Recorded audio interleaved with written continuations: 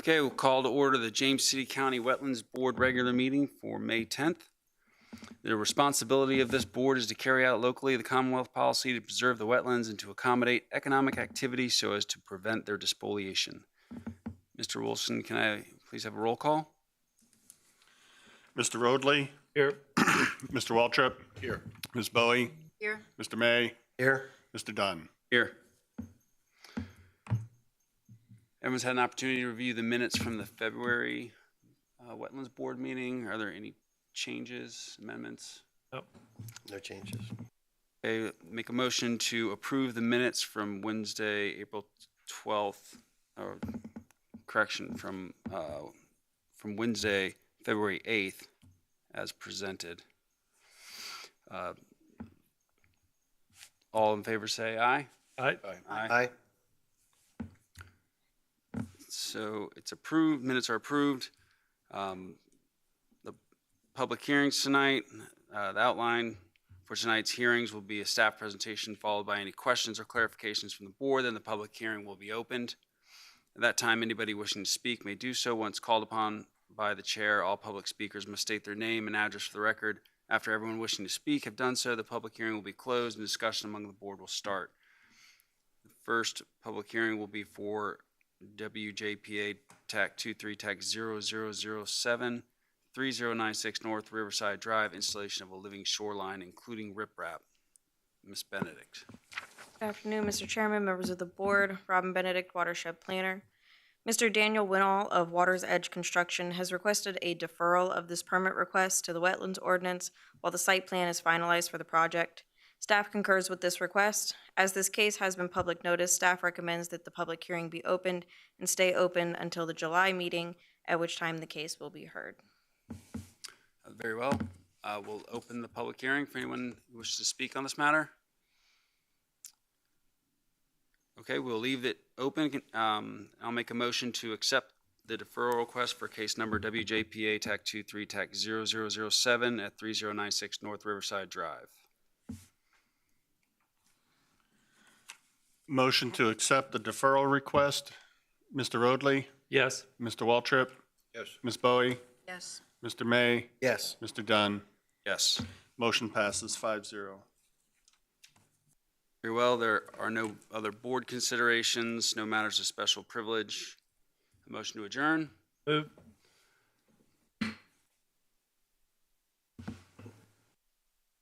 I'd like to call to order the May 10th, 2023 meeting of the Chesapeake Bay Board. It is the responsibility of this board to carry out locally the Commonwealth policy to protect against and minimize pollution and deposition of sediment in wetlands, streams, and lakes in James City County, which are tributaries to the Chesapeake Bay. Mr. Wilson, roll call. Mr. Waltrip? Ms. Bowie? Here. Mr. May? Here. Mr. Dunn? Here. Mr. Roadley? Here.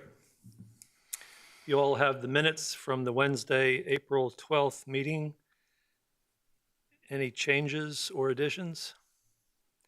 Hearing none, a motion to approve the minutes from the Wednesday, April 12th, 2023 as presented. All in favor say aye. Aye. Aye. Unopposed, they are approved. The outline for tonight's public hearings will be a staff presentation followed by any questions or clarifications from the board, and then public hearing will be opened. At that time, anybody wishing to speak may do so once called upon by the chair. All public speakers must state their name and address for the record. After everyone wishing to speak have done so, the public hearing will be closed and discussion among the board will start. Our first case is CBPA 23-0039 at 105 Tuning Road, retrofit of an existing stormwater BMP. Mr. Long. Good afternoon, Mr. Chair, members of the board. Trevor Long, James City County Watershed Planner, here to present CBPA-23-0039. Mr. James Dye of RK&K has applied for a Chesapeake Bay exception on behalf of Mr. Darrell Cook of James City County for encroachments into the RPA buffer for the retrofit of an existing BMP located at 105 Tuning Road. This parcel is shown above here on the map in blue. And this parcel was platted in 2009 after the changes to the Chesapeake Bay Preservation Ordinance in 1990. This parcel does fall within the Powhatan Creek watershed, which is shown here. The divide is in yellow. The total lot size of this property is 19.62 acres, of which 27% is located within the RPA. Existing site conditions of the property include various office complexes, parking areas, a waste management yard, and a fleet and equipment bay. Stormwater from the impervious areas on site is currently captured and treated by either a retention facility, which is PC 037, located up here on the screen, kind of in the middle of this parcel, or a detention facility, PC 168, which is located on the left side of the screen, but also shown here just below this parking area. During a study performed by the county, the two facilities located on this property were identified as retrofit opportunities to water quality treatment.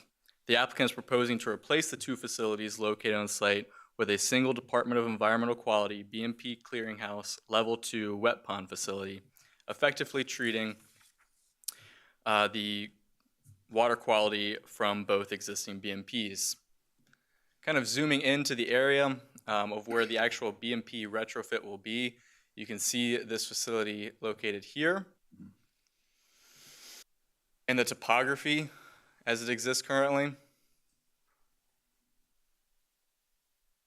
And the resource protection area as it stems off of this stream that comes up adjacent to the BMP. Total new impacts to the RPA associated with the proposal equate to approximately 7,588 square feet of impacts to the seaward 50-foot RPA. Of those 7,588 square feet, approximately 545 square feet of new impervious and 7,043 square feet of new land disturbing. So I have provided a spreadsheet on your screens below to kind of follow along and track some of these numbers. So again, total new impacts, I've broken the seaward 50-foot impacts down here in orange and the landward 50-foot impacts here in yellow, and then totaled the two here in red. It is also worth mentioning that the location of the proposed upgraded BMP is in the same area as the existing detention pond, which currently impacts the RPA by a total of 3,583 square feet. This number is located here in the table.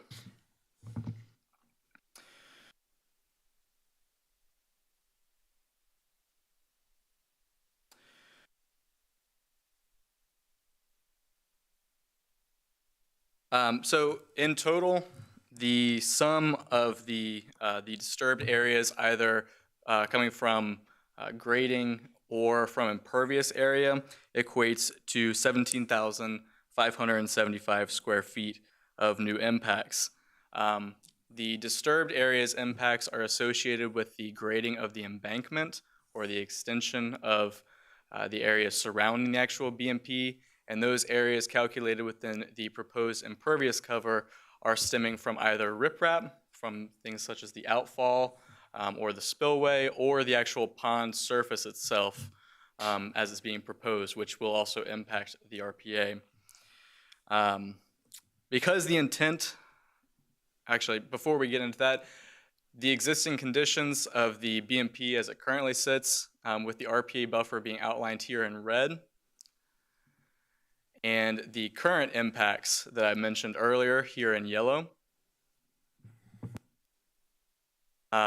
with the approximate limits of the existing BMP being outlined here in red. This is what's currently existing on site, and a drawing of what is proposed currently with, again, the 100-foot resource protection area being outlined here in red, the edge of wetlands being outlined here in green, and the impacts associated with the new construction in yellow. The limits of clearing associated with this project are this black line that surrounds this project, and the wetland impacts as they are listed, which I'll get into in just a moment. But these are essentially in the areas of the current BMPs. Because the intent of the newly proposed BMP is to improve water quality from non-point source pollutants through the overall treatment of stormwater, no planting mitigation measures have been proposed at this time.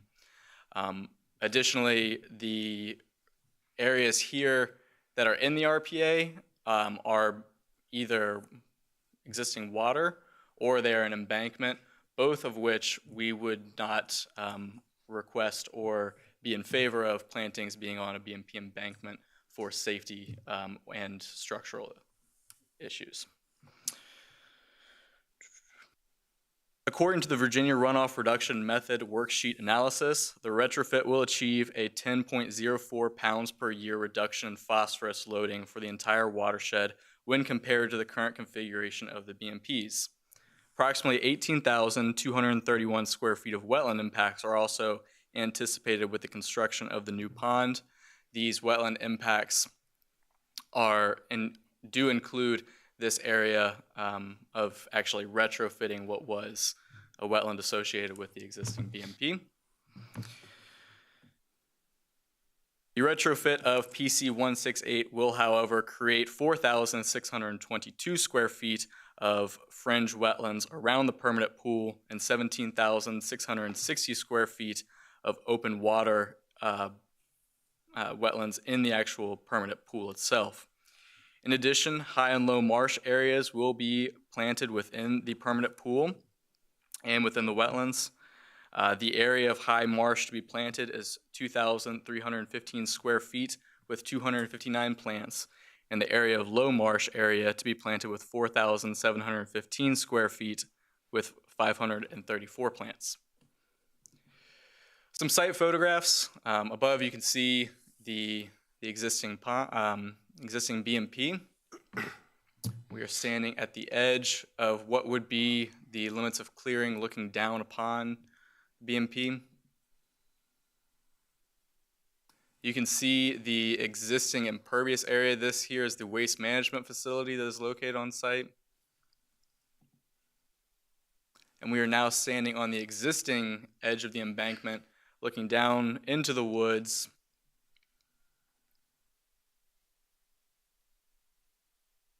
And into the approximate area of where the outfall will go. Kind of standing at the edge of the expanded, looking towards the area of expansion. And from a different angle, looking back towards the existing BMP and capturing a good image of where the actual expansion will go, with the resource being within these woodline. Staff has evaluated the application and exception requests for the retrofit of an existing BMP, which is PC 168. This application meets the ordinance conditions in sections 23-11 and 23-14 and should be heard by the board because the facility itself is not water dependent and is proposed within the RPA. The board may grant exceptions to section 23-7 if the application meets the following 5 conditions. That the exception request is the minimum necessary to afford relief, that granting the exception will not confer upon the applicants any special privileges denied by Chapter 23, Chesapeake Bay Preservation of the James City County Code, to other property owners similarly situated in the vicinity. The exception request will be in harmony with the purpose and intent of Chapter 23 of the James City County Code and is not of substantial detriment to water quality. That the exception request is not based on conditions or circumstances that are self-created or self-imposed, nor does this request arise from conditions or circumstances either permitted or non-conforming that are related to adjacent parcels. and that reasonable and appropriate conditions are imposed which will prevent the exception request from causing a degradation of water quality. Staff has reviewed the application and exception request and has determined the impacts associated with the proposal to be major for the proposed development. Staff recommends approval for this exception request, and if the board wishes to approve the request, staff recommends the following conditions be incorporated into its approval: that the applicant must obtain all other necessary federal, state, and local permits as required for the project, that this exception request approval will become null and void if construction is not begun by May 10th, 2024, and that written requests for an extension must be submitted no later than March 29th, 2024, which is 6 weeks prior to the expiration date of this exception request. Thank you very much, and I'd be happy to answer any questions the board may have at this time.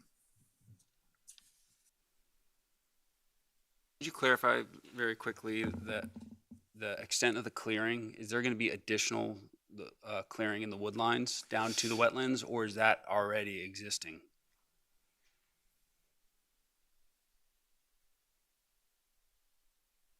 I believe there will be some additional clearing, though will let the engineer speak to that further and kind of touch back on that. Thank you. Does this activity impact any conservation area adjacent to the facility? No, sir. One question, with the two measures that are on site currently, have they been adequate thus far during periods of heavy rain? I know this proposal is an upgrade. Has existing measures that are there, are they adequate? I'm also going to defer that to the applicant, only because there's been a pretty extensive study done on it, and he's an expert in that area, so I know he can really go into detail on what that study entailed. Thank you. Thank you very much. Thank you.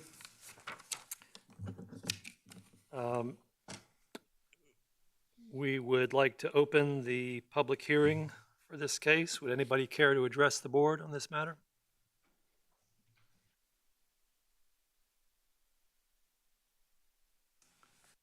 Yes, Mr. Chairman, members of the board.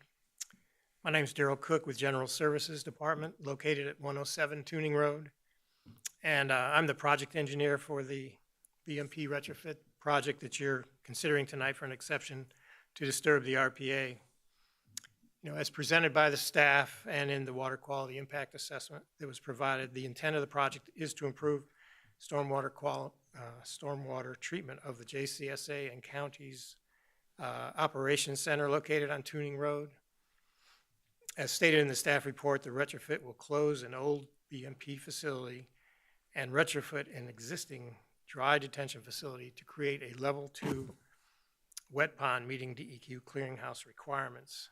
The new BMP will reduce the phosphorus runoff for the watershed draining to the BMP by 10 pounds, as mentioned earlier, below the current discharge levels. The watershed includes not only the JCSA and the James City County Operations Centers, but also county's convenience center, as well as a portion of the VDOT operation area and the rear of several businesses that are along Ironbound Road. So the project, is a joint effort of James City County and James City Service Authority, and the project's been awarded a grant by DEQ, a Stormwater Local Assistance Fund grant, to help us improve our BMP facilities. So I'd be happy to answer any questions that y'all have. Thank you, Darrell. Did you have a question, Haley? Yes, Mr. Chairman. I just wanted to know if you're going to do additional clearing in order to complete the level 2 BMP. I can't tell from the pictures if the existing area is going to. There is additional clearing that will be have to made. It does not clear in the actual wetlands. It does go up to the limit of some of the adjacent wetlands. We're not encroaching, on the stream or removing all the buffer that's adjacent to the stream, but But it is going to impact some more, or require some more clearing of the wooded areas. Thank you. Carol, just out of curiosity, a couple questions. Staff acknowledged the wetlands within the existing BMP.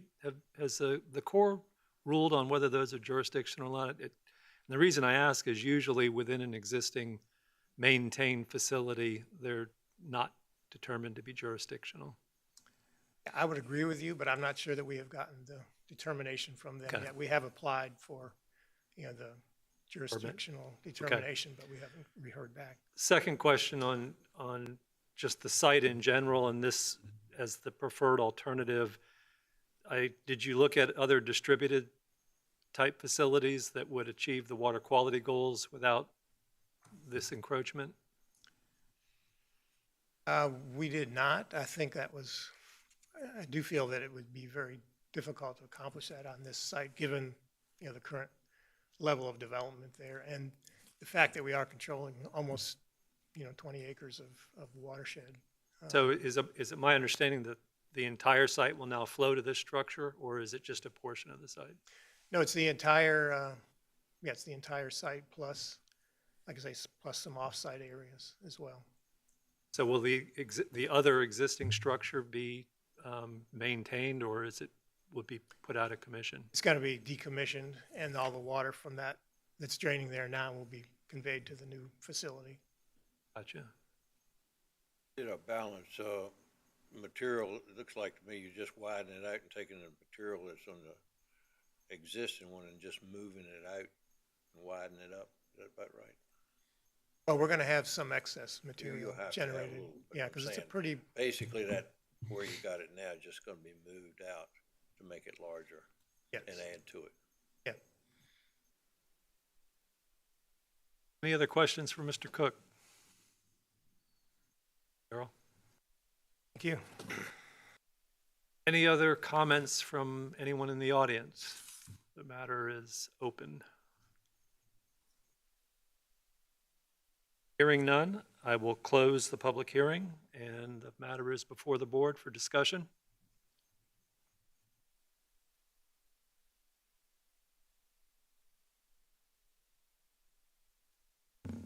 Mr. Chairman, broadly, no complaints about improving the water quality. Reducing the phosphorus load is, something that the Chesapeake Bay Board is working for. So I have no objections. Very good.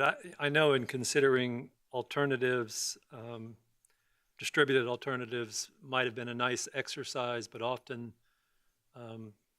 those become more of a maintenance headache in these situations, especially with the use on the property. So not saying that is a fatal flaw in this application. Any other discussion?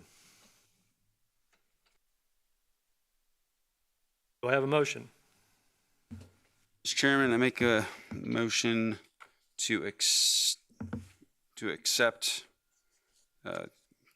case number CBPA Tech 23 Tech 0039 at 105 Tawning Road. We have a motion to adopt the resolution to grant the exception request for the Chesapeake Bay Board case 23-0039 at 105 Tuning Road. Mr. Wilson. Motion to accept. Mr. Waltrip? Yes. Ms. Bowie? Yes. Mr. May? Yes. Mr. Dunn? Yes. Mr. Waltrip? I'm sorry, Mr. Roadley. Yes. Thank you, sir. Thank you. Motion passes. The next item on our agenda is CBPA-23-0045 at 5343 Rockingham Drive, the replacement and expansion of a deck. Ms. Benedict. Afternoon, Mr. Chairman, members of the board, Robin Benedict, Watershed Planner, presenting CBPA 23-0039. Mr. Andrew Coleman has applied for a Chesapeake Bay exception for encroachments into the RPA buffer for the replacement and expansion of a deck located at 5343 Rockingham Drive. This is within the Scotts Pond subdivision in the Powhatan Creek watershed. Up above, You can see the parcel here outlined in blue, and then the Powder Creek watershed boundary here in yellow. This parcel was platted in 2003 prior to the changes in the Chesapeake Bay Preservation Ordinance in 2004. Here's aerial view of the property, as well as the topography and the resource protection area as it affects this property coming up just barely into the home. The total lot size of the property is 0.31 acres, of which 65% is located within the RPA. The applicant is proposing to replace and expand the existing deck on the rear of the home. So on the site plan above, you'll see the 150-foot RPA shown in red. The blue is the existing deck, which is approximately 141 square feet. And in yellow is the addition of the proposed addition to the deck, which is approximately 170 square feet, making the total deck itself about 311 square feet of impacts to the RPA. Required mitigation for this amount of impervious impacts will equal 7 shrubs. On Monday, May 8th, staff made a site visit to the home to take pictures for this presentation, at which time we found that the deck was already under construction. We started investigating into this matter. The way our system works, the software works for our system, as soon as a permit is submitted, an RPA hold is automatically generated, at which time myself or Trevor is added into the review. Unfortunately, at the time that this permit was submitted, that particular code was down and an RPA hold was never generated, so Trevor and I were never put into the review, meaning the building permit was issued and the applicant began construction, not realizing that they should not have started this. They had already begun the process of getting the Chesapeake Bay Preservation Waiver. They had already begun the process coming to the board. Things just got a little messy between the building permit and our permit. So under no fault of the applicant, they begun construction thinking that they were good to proceed. So you will notice that in the pictures above, the deck is already under construction. Again, that was a fault of the system. We were never added into that building permit. So here you'll see the side view of the deck as it's proposed, and then looking at it more straight on at the back of the house, again, just the deck as proposed. Staff has evaluated the application and exception request for the replacement and expansion of a deck. This application meets the ordinance conditions in sections 23-11 and 23-14 and should be heard by the board because the replacement and expansion of a deck is considered accessory in nature. The board may grant exceptions to section 23-7 if the application meets the following 5 conditions. The exception request is the minimum necessary to afford relief. Granting the exception will not confer upon the applicant any special privileges denied to other property owners in the vicinity. The exception request will be in harmony with the purpose and intent of Chapter 23 and is not of substantial detriment to water quality. The exception request is not based on conditions or circumstances that are self-created or self-imposed, and reasonable and appropriate conditions are imposed which will prevent the exception request from causing a degradation of water quality. Staff has reviewed the application and exception request and has determined the impacts associated with the proposal to be minor for the proposed development. Staff recommends approval for this exception request, and if the board wishes to approve the request, staff recommends the following conditions be incorporated into the approval. The applicant must obtain all other necessary federal, state, and local permits as required for the project. The applicant must submit a mitigation plan equating to 7 shrubs to the Stormwater and Resource Protection Division. The applicant must place 3 inches of gravel underlain with filter fabric under the footprint of the deck. The applicant must submit a surety of $500 in a form acceptable to the James City County Attorney's Office to guarantee the mitigation plantings. This exception request approval will become null and void if construction has not begun by May 10th, 2024, and written request for an extension to the exception must be submitted to the Stormwater and Resource Protection Division no later than March 29th, 2024, which is 6 weeks prior to the expiration date. If there are any questions, I'd be happy to answer them at this time. Any questions for staff? Thank you, Robin. I would like to open the public hearing. Would the applicant or their agent wish to address the board?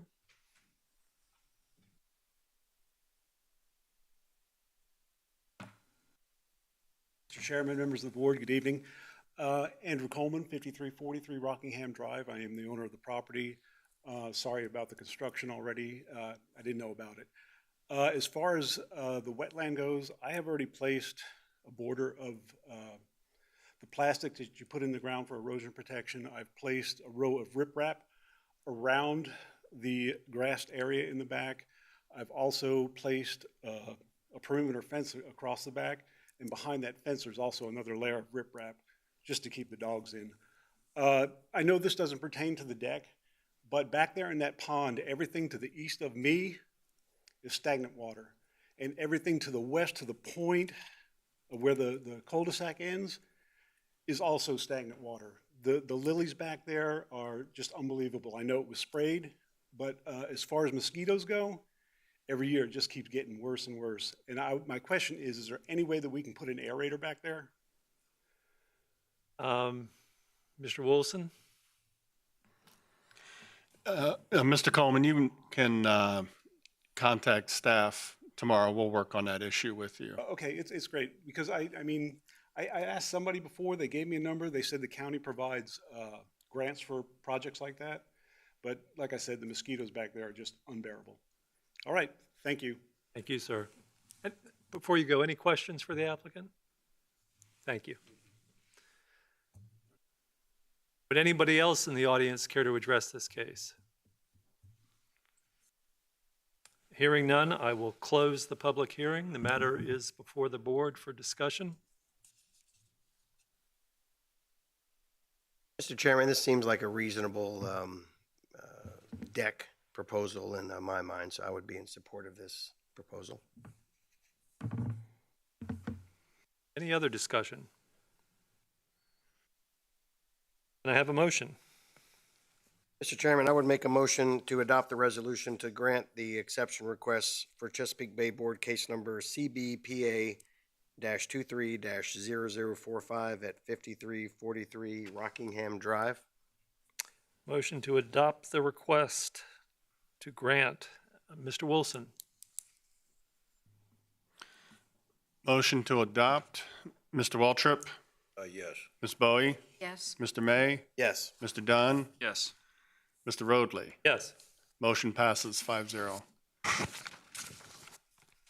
Next item on the agenda is CBPA-23-0031 at 205 Burwell Forest for the construction of a single-family dwelling. Mr. Long. Good afternoon, Mr. Chair, members of the board. Trevor Long, James City County Watershed Planner, here to present CBPA-23-0031.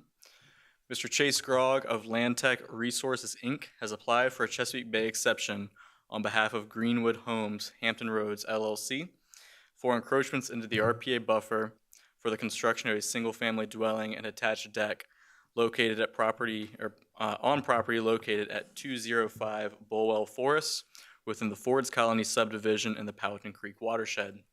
This parcel can be viewed above here in blue. Again, this is within the Fords Colony subdivision and the Powhatan Creek watershed, which is outlined here in yellow. The total lot size of this property is 0.69 acres, of which 87% is located within the RPA. Existing conditions of this property include a wooded lot with wetlands across the rear of the property, a best management practice access easement through the property, and a James City Service Authority access easement across the lot. On the screens above, you will see an aerial photograph of this lot. It is a flag lot with sloping topography that comes back down towards a wetland system that gets very, very flat, with the timber wall BMP located here on your screens. The JCSA line shown here in yellow, and the resource protection area as it currently stands as well on this particular lot. Again, that is 87% of this lot within the RPA. As mentioned in many cases before, I have provided a picture of the flow path of water as it exits this, this system and goes directly into a wetland. And I have also pointed out again, the timber wall BMP that is located partially on this property and off property. Total impacts to the RPA associated with this proposal equate to 2,760 square feet of impacts to the landward 50-foot RPA and 1,013 square feet of impacts to the seaward 50-foot RPA for a total of 3,773 square feet of impacts to the RPA in total. The minimum first floor square footage required for this section of Ford's Colony is 2,000 square feet. The proposed house has a first floor square footage equal to 2,042 square feet, a 2% increase from the required square footage. On the site plan shown above, this red line is the 100-foot RPA buffer, and the further red line being the seaward 50-foot resource protection area. The edge of wetlands of which this resource protection area stems off of is shown here in green. And the proposed house and driveway that extends into the landward 50-foot RPA shown here in yellow, with the portion of the house and deck that extends into the seaward 50-foot RPA shown here in orange. There are two proposed infiltration trenches associated with this submittal, outlined here in pink. The first being directly below the sewer tie-in, and the other being to the left-hand side of this house. These are to capture water and treat it as it runs off. Required mitigation for this amount of impervious equates to 10 planting units. That would equate to 10 canopy trees, 20 understory trees, and 30 shrubs. The applicant is proposing to plant 7 planting units and purchase 4 credits through the James City County Mitigation Fund at the cost of $3,000 per credit. Therefore, the proposed mitigation exceeds county requirements. Additionally, there are two, as mentioned before, there are 2 infiltration trenches, again shown here in pink. Staff would request an affidavit to be recorded in the Williamsburg-James City County Courthouse because of the environmental sensitivity of this lot. Additionally, just wanted to point out, this is the easement of which I was touching on earlier here in purple. The building setback line is shown here in blue. And the limits of clearing are this black line that surrounds the house. A mitigation plan has been submitted. Again, that's 7 planting units, and they are shown here in green.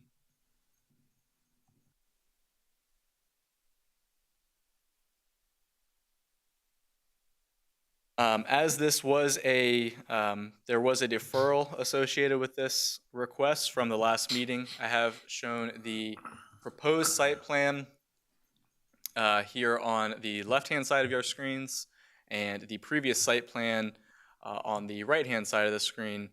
There was a reduction involved in this this proposal. And I will let the applicant speak more on what that reduction included. But a visual of these two particular submittals is above.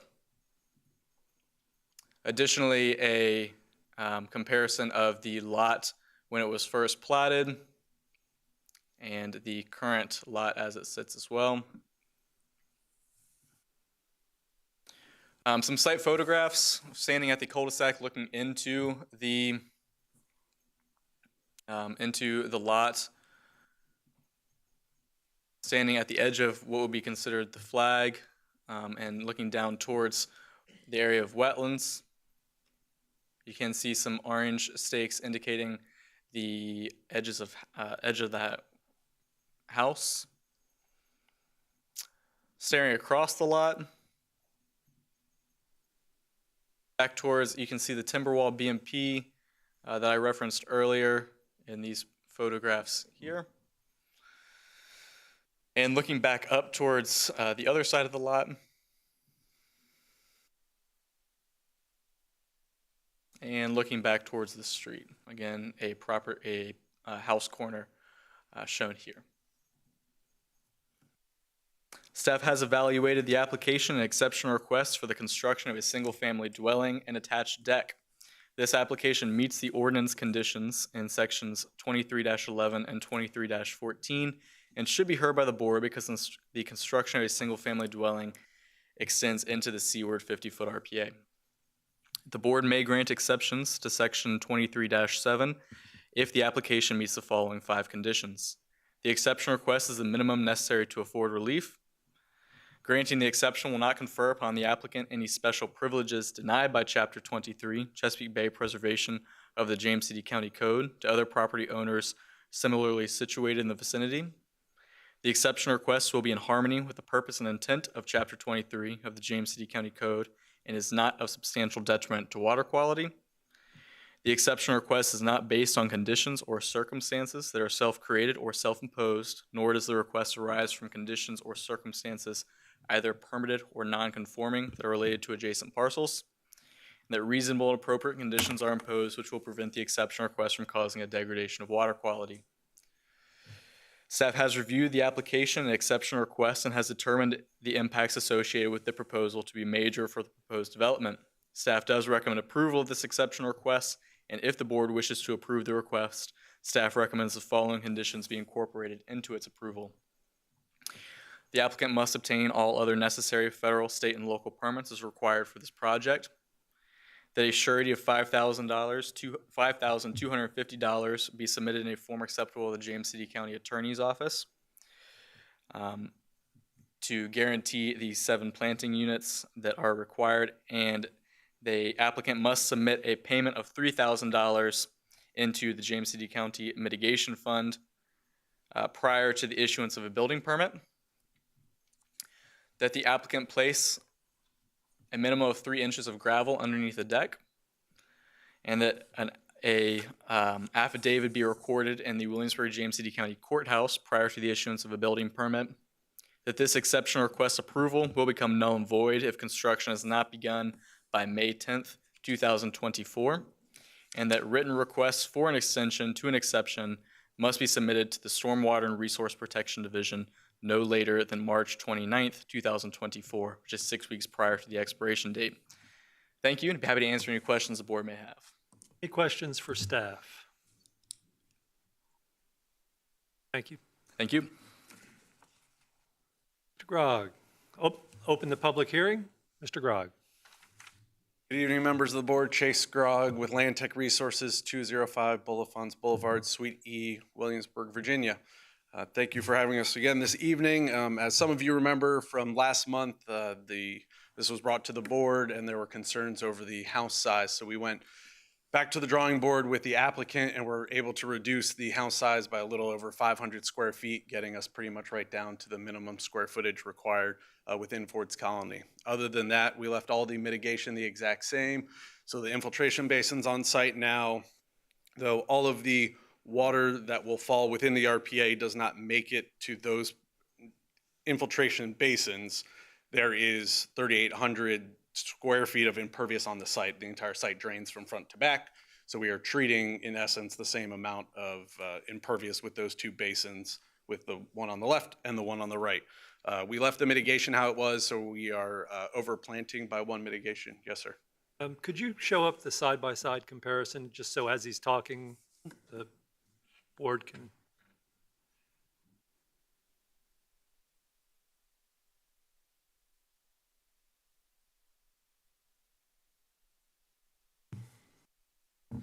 Thank you. Thanks, buddy. So as we discussed in the previous meeting, all of this water, so this being the site plan that was brought to you last month, all of the water from the front drains down along a berm on this right side and then releases into this infiltration basin. And then the front apron, as well as the front of the house, then drains into this infiltration basin. As well as after that, this entire half of the house and everything drains into the existing BMP on the property, or, you know, kind of on the property and behind the property before it goes into the wetland system. You'll also see that we basically held the front left corner of this garage and kind of did a complete shrink diagonally to the front, relieving that pinch point off the back right with the wetlands. Happy to, that sums up everything. Happy to answer any questions you may have. Any question for the applicant?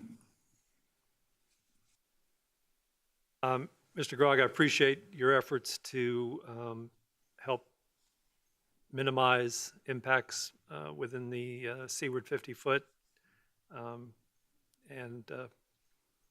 Thank you and your client. Thank you. No questions? Thank you. Would anybody else care to address the board on this matter? Hearing none, I will close the public hearing. The matter is before the board. Discussion? Got it all at the last meeting, but he shrunk the square footage. He pulled it up some out of the seaward. I think it's as responsibly done as we can make these lots work. The minimum necessary to afford relief. I would agree with Mr. Dunn on that. I mean, they've done a great job at trying to minimize the impacts, and there really is not a lot you can do with this particular parcel. I think they've done a great job at trying to mitigate those. I will further add that I believe the addition of the infiltration trenches serves to help minimize the impact on water quality. So even though construction within the RPA isn't perhaps in harmony with the act, I'm not sure that this poses a substantial risk to water quality either. So any other discussion? I had one thing, and actually I probably should have asked Trevor when he briefed it, but in that northwest corner, that red, is that a BMP? Is that an infiltration trench? Yes? Apologize, I should have asked that before. Yes, if you're referring to The northwest. this is an access easement. So the two BMPs that are proposed here are in this pink square and this pink square. This is part of an access easement. Okay. For the existing BMP? Yeah. Yes. Oh, for the timber. Okay. Thank you. Any other discussion? Matter is before the board.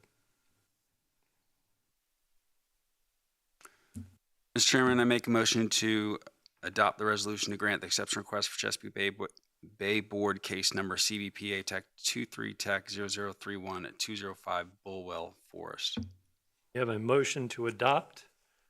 Mr. Wilson. Motion to adopt, Mr. Waltrip, Yes. Ms. Bowie, Yes. Mr. May, Yes. Mr. Dunn, Yes. Mr. Roadley. Yes. Motion passes 5-0. Next item on the agenda is CBPA 23-0032 at 5 Tay River, construction of a single-family dwelling. Mr. Long. Good afternoon, Mr. Chair, members of the board. Trevor Long, James City County Watershed Planner, here to present CBPA-23-0032. Mr. Chase Grogg of Landtech Resources, Inc. has applied for a Chesapeake Bay exception on behalf of Walkwright Construction, LLC, for encroachments into the RPA buffer for the construction of a single-family dwelling and deck located at 5 Tay River within the Fords Colony subdivision and the Powhatan Creek watershed. Again, this can be viewed above the parcels outlined in blue, another Fords Colony lot with the watershed boundary Powhatan Creek outlined here in yellow. The parcel was platted in 1985 prior to the adoption of the Chesapeake Bay Preservation Ordinance in 1990. Total lot size of this property is 0.56 acres, of which 89% is located within the RPA. This parcel can be seen here in blue. Currently, it is a fully wooded lot with topography that slopes back down from the street towards the rear of the lot, and golf course that is associated, or that is located down here on the bottom of the screen. A JCSA easement as it runs through this lot, and the resource protection area as it affects this lot as well. Again, the applicant is proposing to construct a single-family dwelling with an attached deck. Case number CBPA-22-0080 was originally heard before this board on July 13th of 2022, at which meeting it was denied. The original site plan included 2,861 square feet of impacts to the landward 50-foot RPA and 1,665 square feet of impacts to the seaward 50-foot RPA, for a total of 4,526 square feet of impacts. The applicant has since had the wetlands delineated and confirmed by the United States Army Corps of Engineers, which shifted the wetlands and RPA line closer to the road. I want to point that out on the previously submitted site plan with the 100-foot resource protection area kind of coming up here to the break in the property line and pointing back to the new site plan showing the shift in the RPA line coming almost all the way to the street. Going back a little bit, I did want to point out the flow of water in this particular area as well. It does discharge directly to a wetland area and down. And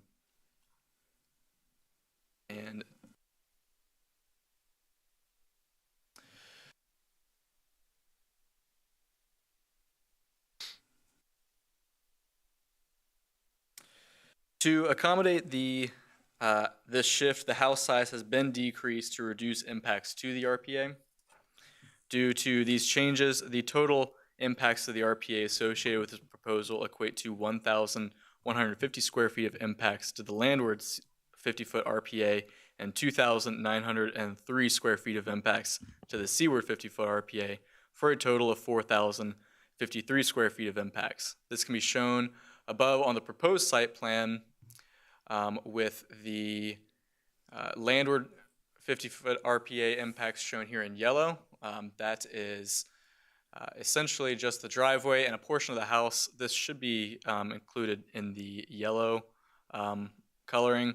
However, the seaward 50-foot RPA impacts are shown here in orange. The edge of wetlands, as has now been delineated and approved by the Army Corps of Engineers, outlined here in green, and the floodplain as it affects this property here in blue. The building setback line for this property is this dark blue line outlined above. It is noted that the house has been pulled up to the front setback line on this property, and the limits of clearing shown here in black.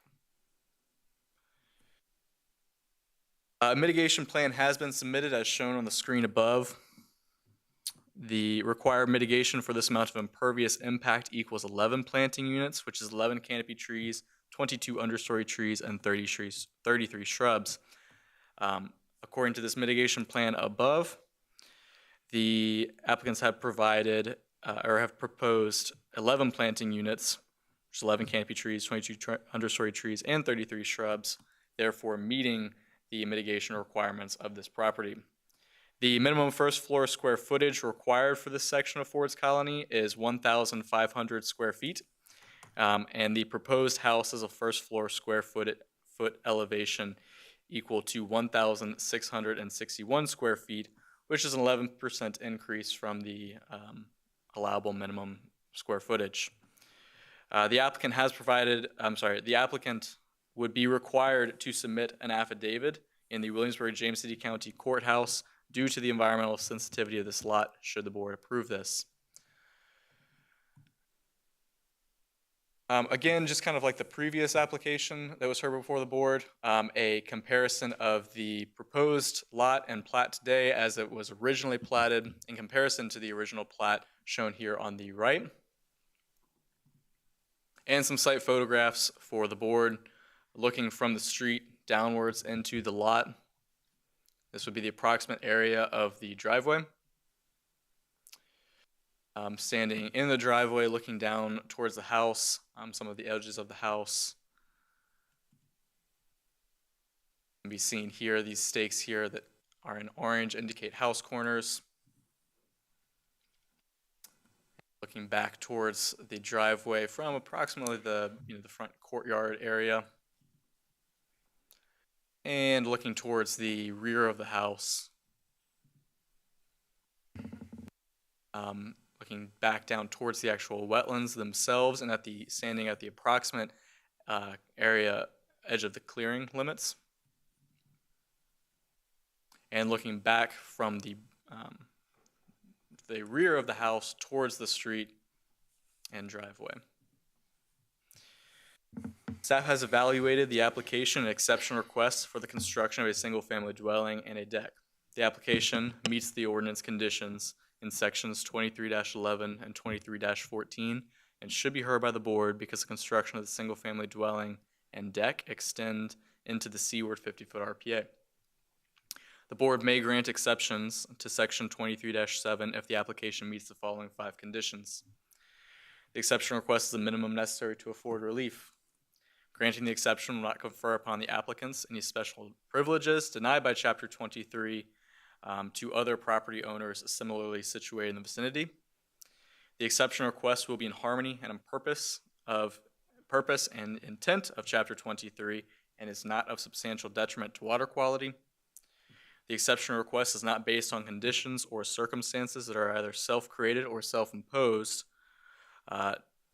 nor does it arise from conditions or circumstances either permitted or non-conforming related to adjacent parcels.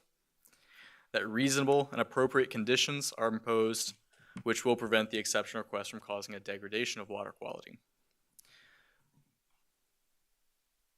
Staff has reviewed the application and exception request and has determined the impacts associated with the proposal to be major for the proposed development. If the board wishes to approve the request, staff recommends the following conditions be incorporated into the approval.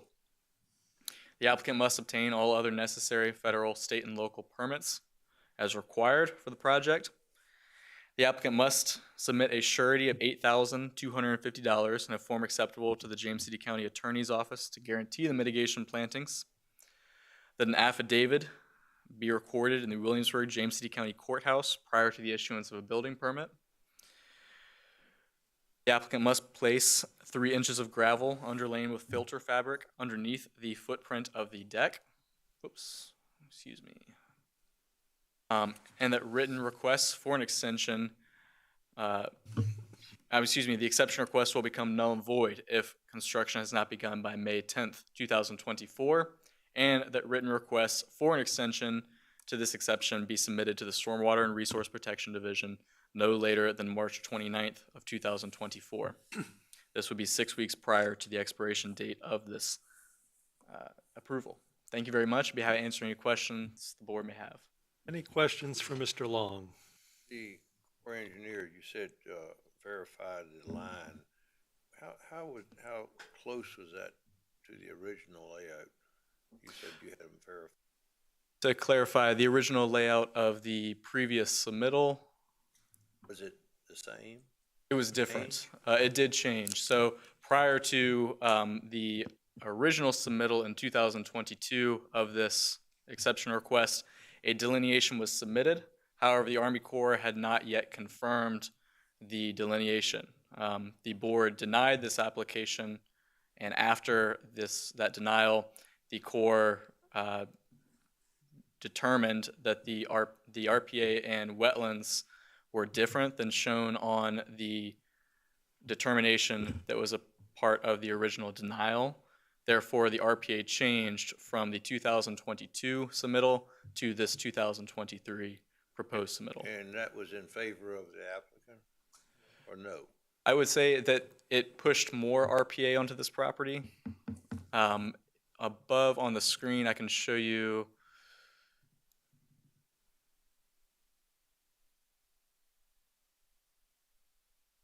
So this red line here, kind of coming to the crux in this property line, this was the previously submitted and denied application request in 2022. And the proposed site plan with the newly confirmed RPA comes out almost here to the street. Thank you. Sir. Any other questions for staff?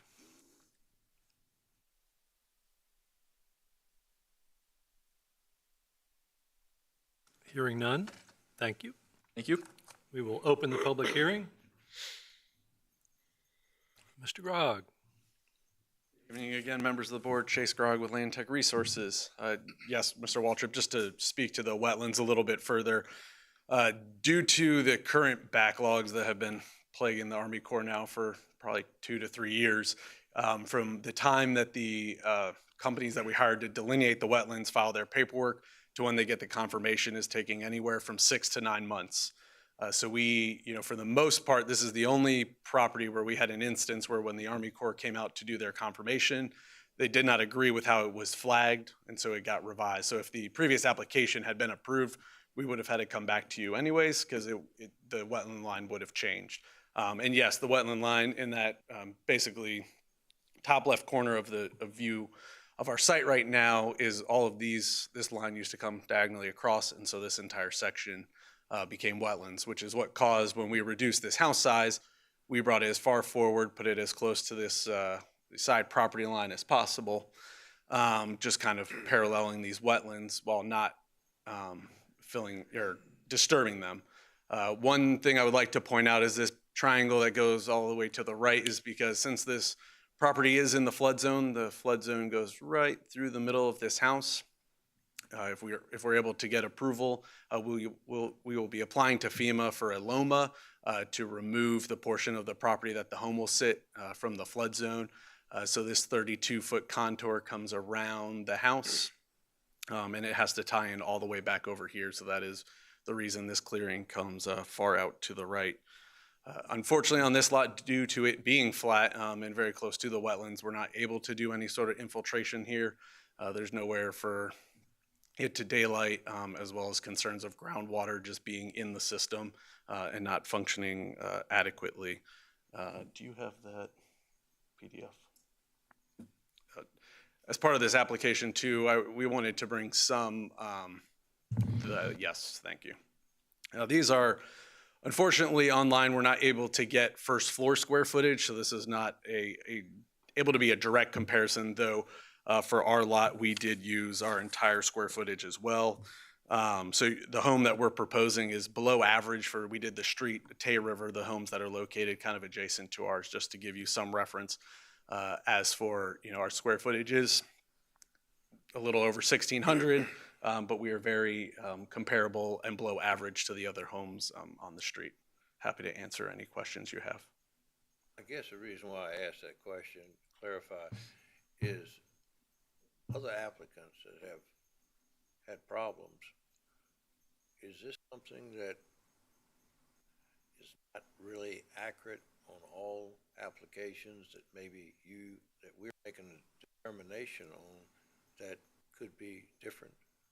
No, so staff on all of, I can at least speak for my cases, for a majority of the cases, unless it has been previously platted recently, if it's extremely obvious, like some of the Kingsmill lots that just kind of, for no other term, Geronimo off to the water, the wetlands are very obvious. For our cases, they require us to have the wetlands delineated and then confirmed by the Army Corps of Engineers.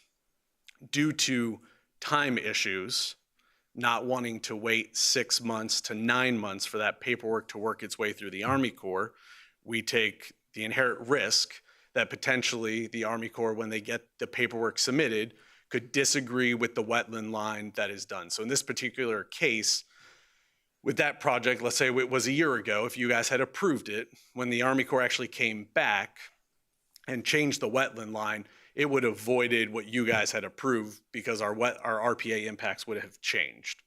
So I would say, yes, there are cases, again, speaking to mine, that you have approved prior to us getting our Army Corps confirmation, but the Army Corps confirmation we get agrees with the line shown on our plot plan. You're welcome.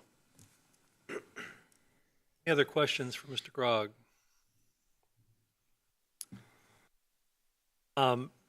You mentioned that the slope of the lot didn't allow for infiltration.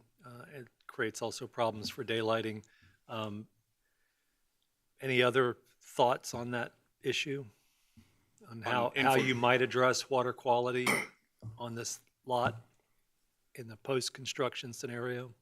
I mean, the only other thing that I, could think of would be rain barrels on the corners of the house.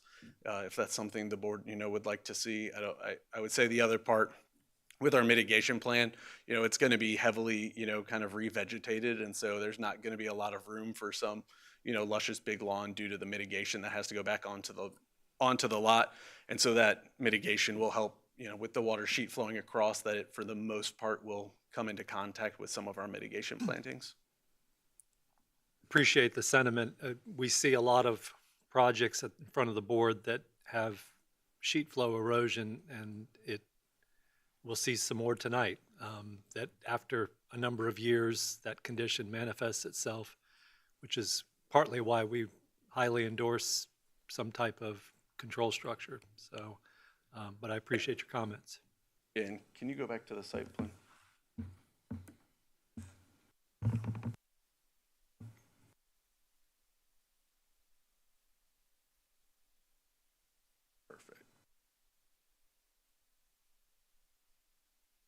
I will point out, Mr. Roadley, on this left side, there is an existing concrete drainage ditch.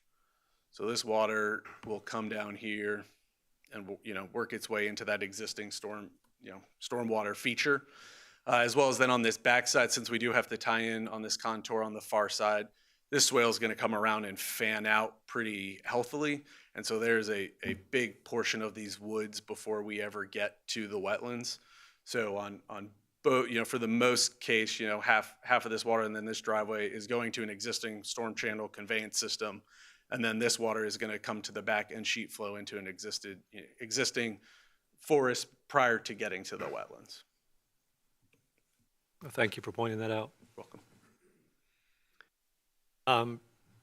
I appreciate the comparison with the other square footage on Tay River. I'm going to ask staff, I'm not familiar with Tay River, but just curious, in the lots that you identified, are all of those constrained by Ches Bay RPA issues? You understand how the mismatch of that? Agreed. Yeah. So two of the, how many lots do we have on here? 1, 2, 3, 4, 5, 6, 7. So 2 of the 7 lots we list have RPA across the back of them. So our first and second floor square footage is 3,195. Lot 45 next to us is 3,600 square feet, and lot 46 is 3,420. So those are the 2 other lots that are also adjacent. They're the 1 lot to our left and 2 lots over. The rest are back around.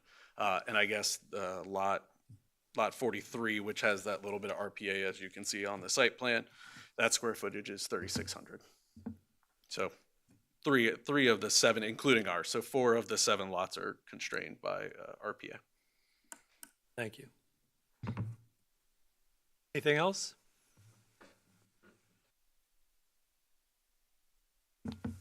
Very good. Would anyone else care to comment on this application?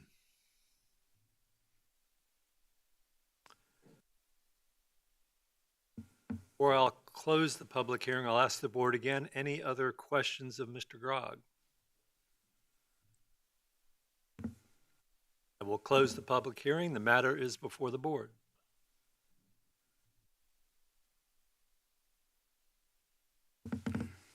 Mr. Chairman, this is another one of those very difficult lots. I think the applicant has done a good job at trying to minimize the impacts by reducing the home size to a reasonable level and also bringing the home right up to the building setback line closest to the street. So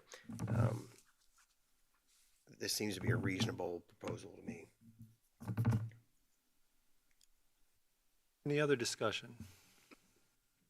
Well, Mr. Chairman, I respectfully, there's going to be major impact from this no matter what. 2/3 of the impact is in the C word, and with the delineation being redone, it just pulled it forward, made it even more difficult. Just again, it's one of those difficult forest colony lots that we've dealt with a lot over the last I guess decades. But I want to see the square footage pulled down to the minimum, that as close as we can get it. About 2%, which what we saw over on the last one. It's kind of like a benchmark that I'd be looking for. In this case, with it going 11%, I don't think I can support it. Any other comments or discussion from the board? I will make a motion to adopt a resolution to grant exception request Chesapeake Bay Board case number CBPA 23-00325 Tay River. We have a motion to adopt the resolution to grant the exception request. Mr. Wilson. Motion to adopt. Mr. Waltrip? Yes. Ms. Bowie? Yes. Mr. May? Yes. Mr. Dunn? No. Mr. Roadley? No. Motion passes 3-2. Next item on the agenda is CBPA 23-0030 at 153 Shinnecock, construction of a single-family dwelling. Ms. Benedict. Mr. Chairman, members of the board, Robin Benedict, Watershed Planner, presenting CBPA 23-0030. Mr. Chase Grogg with Landtech Resources has applied for a Chesapeake Bay exception on behalf of Mr. Howard Jones for encroachments into the RPA buffer for the construction of a single-family dwelling with an attached deck located at 153 Shinnecock within the Ford's Colony subdivision in the Powden Creek watershed. Above you can see the subject parcel here outlined in blue, and again the watershed boundary shown here in yellow. This parcel was platted in 1989 prior to the adoption of the Chesapeake Bay Preservation Ordinance in 1990. Here is aerial photography of the property. Again, another flag lot property. Topography at the site. The JCSA connections shown here in yellow coming across the site as well. The resource protection area, the total lot size of this property is 0.41 acres, of which 90% is located within the RPA. This lot is also constrained by approximately 3,881 square feet of wetlands and a 20-foot drainage and utility easement, which will be shown later on the site plan. Here's the floodplain as it affects this property. Additionally, the subject parcel, again, shown here in blue, this shows the flow path. This property discharges directly into wetlands and then follows these arrows down the drainage path. It does not discharge into the BMP path, which is shown here in green on the right side of the picture. The applicant is proposing to construct a single-family dwelling with an attached deck. The site plan above shows the 100-foot and 50-foot resource protection areas shown in red. Also, there is the edge of wetlands shown here above in green, and another set of wetlands shown here in green. Additionally, the proposed driveway, which is within the landward 50-foot RPA, and then in orange is the proposed house, garage, and driveway within the seaward 50-foot RPA. The 20-foot utility and drainage easement is shown here in this purplish color. The building setback is this blue line, might be a little bit difficult to see, follows the shape of the utility easement on the right side. And the black sort of squiggly line is the limits of clearing. Total impacts to the RPA associated with this proposal equate to 627 square feet of impacts to the landward 50-foot RPA and 2,766 square feet of impacts to the seaward 50-foot RPA, for a total of 3,393 square feet of impacts. Additionally, there are 1,404 square feet of permanent wetland impacts proposed with the construction of this proposal. The permanent wetland impacts are this portion of the garage and home on the left-hand side.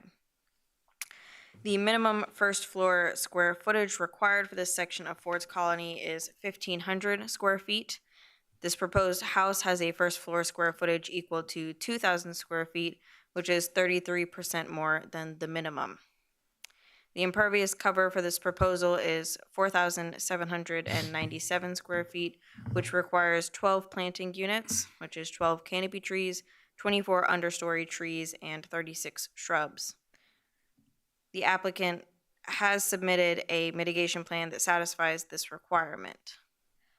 Additionally, on this site plan, didn't mention earlier, my bad, is the floodplain, which does come through the house. Again, a little bit difficult to see with the line, but I'm just trying to trace it for you with the mouse. Here is that mitigation plan that was provided. It does satisfy the county requirements of 12 planting units. So again, both resource protection areas, the edge of wetlands, and those areas in green are the proposed mitigation. Staff is also requesting that an affidavit be recorded in the Williamsburg James City County Courthouse due to the environmental sensitivity of this lot. This, like the other cases in Ford's Colony, is a comparison of the original plat to the proposed site plan. And here is site photography standing at the street and looking into this property. Moving further up into the property, you can see some of the flaggings for the driveway. Looking towards the area of the home, you can see a stake here in the photo indicating the corner of the house. Again, looking further into the property, you can see more of those stakes popping up. This is further along the wetlands. As you can see here in the front of this photo, the wetland system that will be impacted by this proposal. Looking back again, deeper into that wetland system on the property.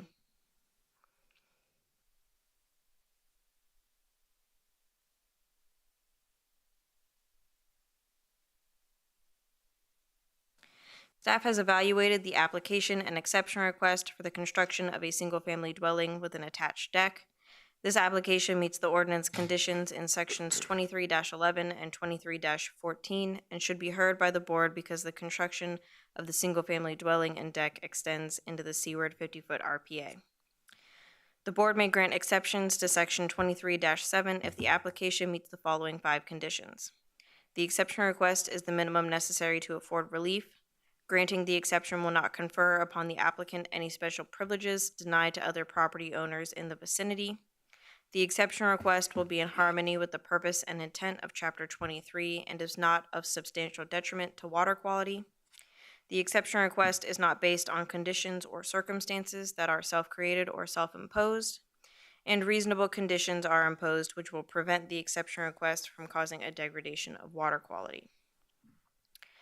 Staff has reviewed the application and exception request and has determined the impacts associated with this proposal to be major for the proposed development. Staff believes that this proposal does not meet condition number 1 as stated previously, which is that the exception request is the minimum necessary to afford relief. However, if the board wishes to approve this request, staff recommends the following conditions be incorporated into the approval.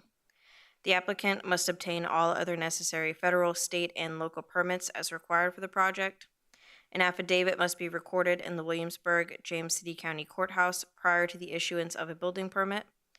The applicant must submit a surety of $9,000 in a form acceptable to the James City County Attorney's Office to guarantee the mitigation plantings.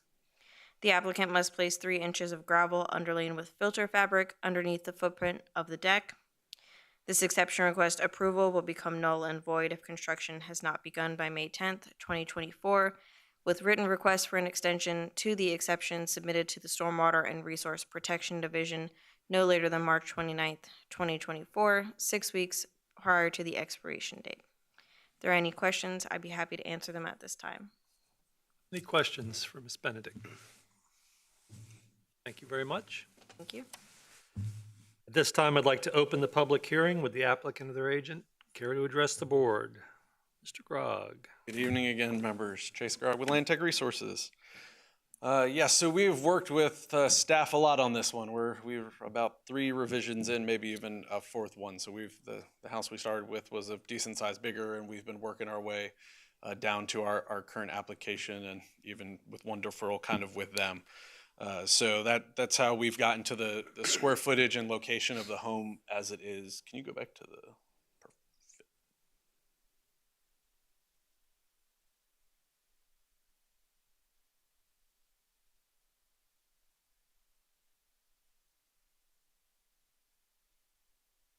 Awesome. So yes, as staff has pointed out there, this lot is encumbered by basically 2 wetland fingers. There's one that comes up right in through the middle here, and then there's another one that's in the back. The one in the back we've been able to keep our disturbance outside of and keep the home off of while trying to keep this house as far forward as possible, slammed over on the easement as well as the right setback. This one finger is unfortunately going to be disturbed, and where a majority of our RPA impacts come from. Even in reducing, trying to bring this house down even more, I'm not sure with grading that this finger is really going to be, this may come in a little bit, but due to this kind of draw coming in and being able to not have the backside of a garage be a retaining wall, there'd be some grading that needs to take place along there. The same thing here, another flat lot that is adjacent to wetlands, so just not a lot of space for us to be able to do infiltration. We do have some sheet flow going on, but unfortunately in trying to keep clearing close and just the natural topography of the site where the water wants to go are the 2 draws that are just very close to where our home is going to be, which very much tightens or locks in what we're able to do. Can you pull up the PDF? Thanks. We also prepared on this one another PDF with home fronts. This one, there are a little more surrounding homes. Again, our average or our proposed house, both first floor and second floor, because with GIS, I'm not able to break out the individual houses. Our home is just over 2,900 square feet. The surrounding homes average is 3,200 square feet. In those 20 lots, 20 of the houses, 4 of the lots are homes that are encumbered by RPA, that there's RPA over top of the house. There's another 4 lots where there's RPA behind the houses, but not that is not actually over top of the homes. I'm happy to answer any questions you have, as well as Mr. Jones, the property owner, would like to say some words. Any other questions for Mr. Grogg? Yes, Mr. Chairman, so could you just clarify, so the total square footage of the house is going to be 2,900 square feet? Both first and second floor, that is correct. But then it was briefed earlier that the proposed square footage of the first floor was 2,000. Is that correct? That is correct. Okay. And just for clarity, Mr. Dunn, that was 33% larger than the minimum first floor. That is correct. This section of Forts Colony does have a minimum square footage of 1,500. Thank you. No other questions? Thank you. Would anyone else care to address the board?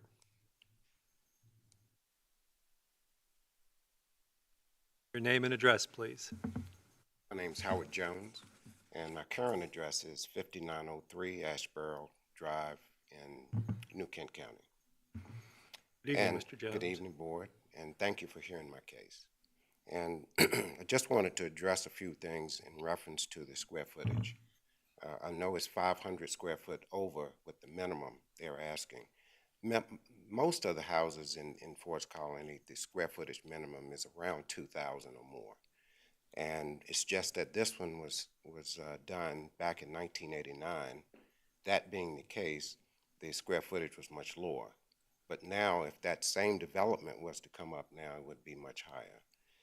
But that being the case, there's a need for the extra square footage. I have a mother who's 85 years old, and the likelihood of her coming to have to live with me is very, very good. She just had a birthday, so she's now 85. She lives in Newport News. So that's one issue I'm dealing with. Second issue I'm dealing with is my wife. She has 2 bad knees. Back in 2017, she was diagnosed from her doctors that she's at some point going to have to do something, whether it be knee replacements or whatever. So we're trying to work with that and deal with that. And thirdly, this will be my final home. We're not looking to build another home. I don't know if you've ever built a home, but it's very trying and stressful. So I'm trying to make a lot of people happy. The board, my wife, my mother, and myself. And so we're trying to do things, or whatever we have to do. I was just mentioning to Mr. Grogg that I own some wetlands. I'll even be willing to donate those wetlands to the Chesapeake Bay organization, if that was the case, to get the 500 square feet. We're going to need at least two bedrooms on the first floor. And by the time you do that, it's not much left with 1,500 square feet. So I'm just asking if there would be an exception in this case, if you would consider that. Thank you. Thank you, Mr. Any Jones. Any questions questions? for Mr. Jones? No. Thank you, sir. Appreciate the explanation. Is there anyone else that would care to address the board on this matter? Hearing none, we will close the public hearing. The matter is before the board for discussion.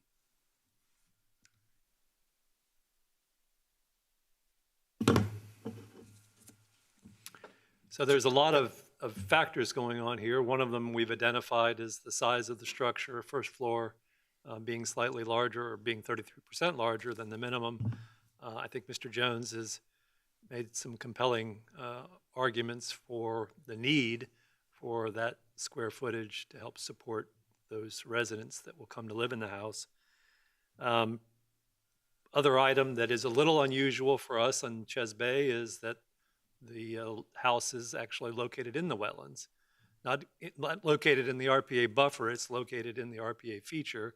And while we don't regulate wetlands under the Corps of Engineers jurisdiction or the DEQ's jurisdiction, we do regulate them in a sense under the Chesapeake Bay Act. So they are part of our purview.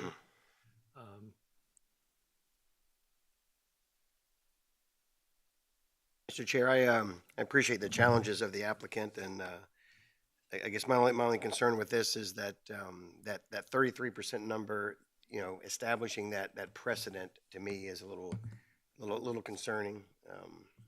But I certainly do feel for the applicant's needs here. I appreciate your sentiment, Mr. May. I do as well.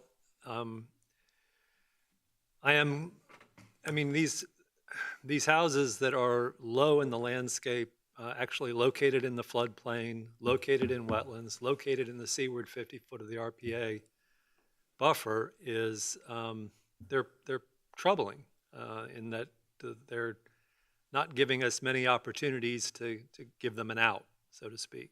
So it's, you could ask the question, is this in keeping with the harmony of the Chesapeake Bay Act, Chapter 23, and will it be a potential substantial detriment to water quality over the long haul?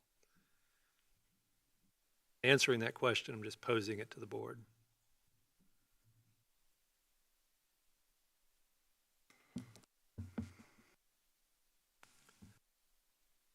Any other discussion?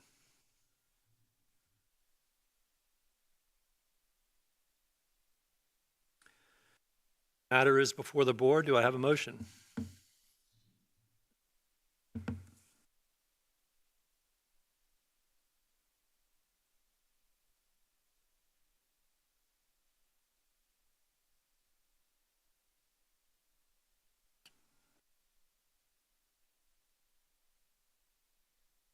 Again, do I have a motion? Mr. Chairman, I would make a motion to deny the application, or deny the application for the exception request for Chesapeake Bay case number CBPA-23-0030 at 153 Shinnecock. We have a motion to deny the request. Before we go to a vote, just clarity on the discussion or the rationale for this denial. Mr. May is not putting words in your mouth, but do you have a basis for that? Yes, I would say that since, like, as you mentioned, Mr. Chairman, Excuse me, Mr. Chair. I believe the applicant would like to request a deferral. Very good. Can I open the public hearing to hear from the applicant? Yes, please. Public hearing is now open. Mr. Grogg. Thank you. Yes, Mr. Bay, I would like to hear, what the concerns are so we can address them, but we would like to request a deferral. can I share those concerns at this point, Mr. Chair? As far as I'm concerned, yes. Right, yeah, because my concern would be that the fact that, as Mr. Roadley mentioned, it's actually in the wetlands, and then establishing that precedent, as Mr.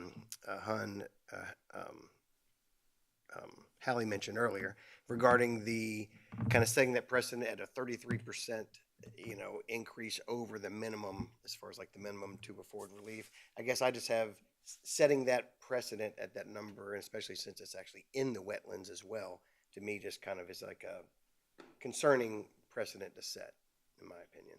Yeah, I think I understand where you're coming. I think my only thing I would like to say back to that is, from a precedent standpoint, having done this now for 5 years, there's a lot of cases that could be brought back that would show a precedent that 500 square feet is not very high when it comes to things that have been approved in, within Ford's Colony alone, within the RPA. But I appreciate the comments and happy to hear any other concerns that. I concur with Scott, and the 33% directly in the wetlands, which, I mean, yes, we have worked with wetlands in the past, but in that case, I would like to see the square footage minimized. This might not be a good property for the applicant with his specific requirements.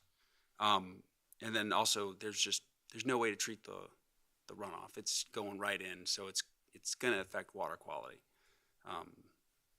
So you have some challenges. Yes, sir. So. Very good. Thank you. I will close the public hearing now, and for rules of order, we had a motion on the floor. How do we handle that? Yes, Mr. Chair, you have a motion before the board, so the board should act on that motion. The motion was to deny the application. If the board was so inclined to allow the deferral, a member could vote no on the denial motion and then move to accept the deferral request. That would be the procedure for accepting the deferral request. If you want to go forward and deny the application, you have the opportunity to do so now. As opposed to a substitute motion? You could you could. I think you should act on the current motion. Very good. We have a motion currently to deny the application with a request to defer, which would be handled after we act on the motion to deny.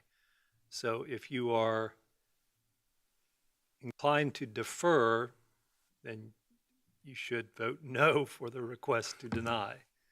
Mr. Wilson.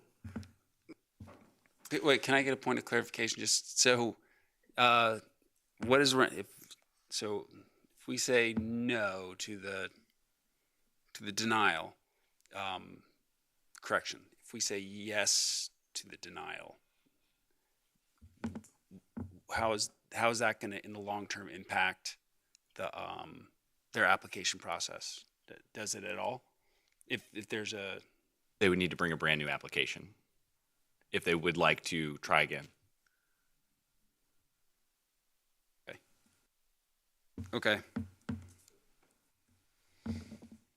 Let me ask again, is the board clear on what what you're voting on?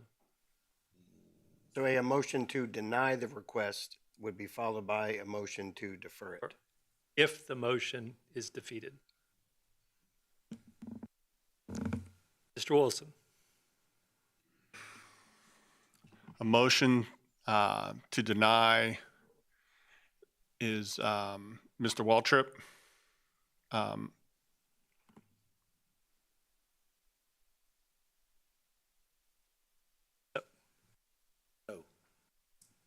Ms. Bowie, No. Mr. May, No. Mr. Dunn, No. Mr. Roadley. no. Motion's defeated 5-0. I would like to make a motion to, Is the public hearing still open? No. Can you open the public hearing before you move to yes, accept? I would open the public hearing and make a motion to accept the deferral request for CBPA case 23-0030 at 153 Shinnecock. A motion to defer, Mr. Waltrip, Ms. Bowie, Yes. Mr. May, Yes. Mr. Dunn, Yes. Mr. Roadley. Yes. Motion passes 5-0.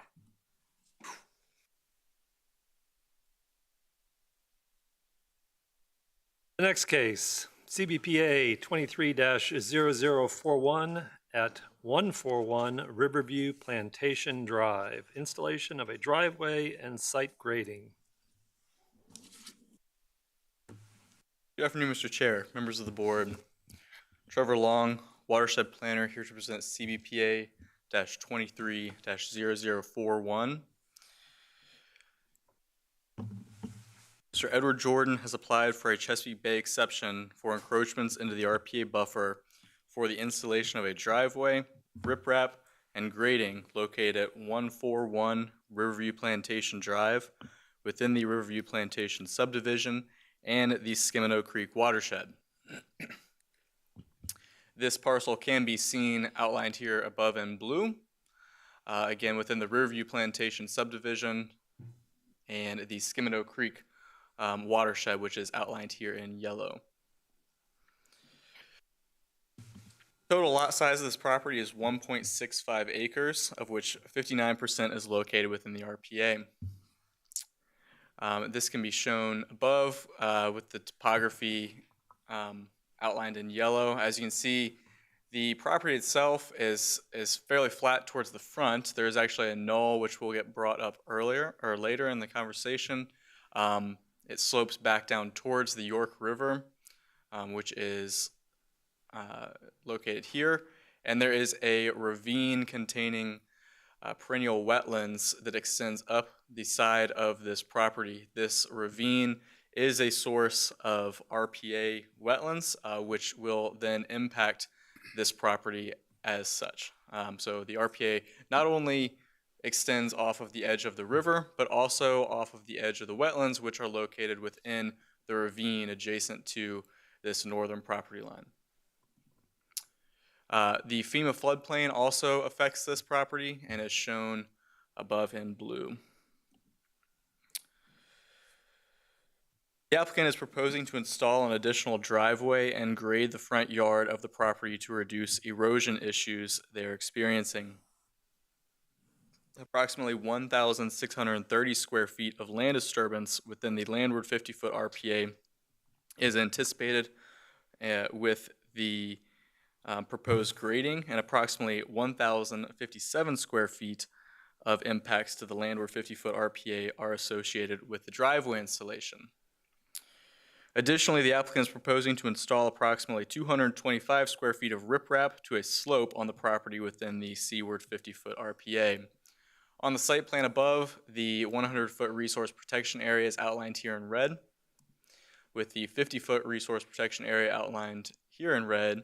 Again, so the actual house itself being shown here on this plat, with the ravine that the RPA is extending off of being shown approximately on the upper end of your screen and extending towards the street, which is shown at the bottom of this screen.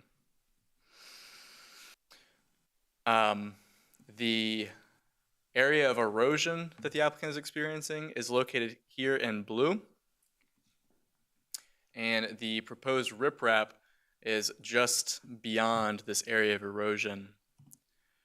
The driveway extension is located here in yellow. The portion of the driveway extension of which impacts the RPA is in yellow. The driveway itself will extend and connect to an existing driveway located within this hatched area here. And an area of grading, the knoll of which I touched on earlier is the area that the applicant is proposing to grade back or grade towards the area of erosion, actively filling that area of erosion, reducing the elevation of the actual knoll, taking that sediment and placing it in the area of which is experiencing erosion, but upslope of the riprap, which is proposed in this general region along the wood line and adjacent to the actual ravine.